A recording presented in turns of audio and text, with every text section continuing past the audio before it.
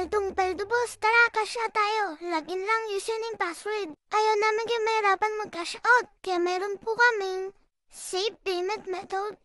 Pinutin lamang 3 guhit. Pumunta sa payment method.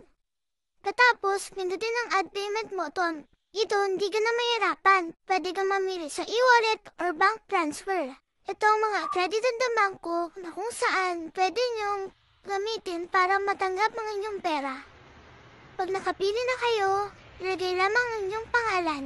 Kung kayo ay nagdududa o ayaw ilagay ang buong pangalan, maglagay ng asterisk. Pag nalagay na ang inyong pangalan, ilagay naman ang numero o account number ng inyong pagpapadalahan o pagtatanggapan ng pera.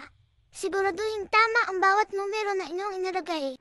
Pindutin ang checkbox ng Set as Default Payment Method at pindutin ang Add Method button.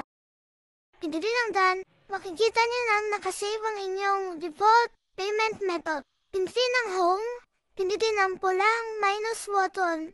Ang lahat ng withdrawal ay may kaltas na 10 pesos charge.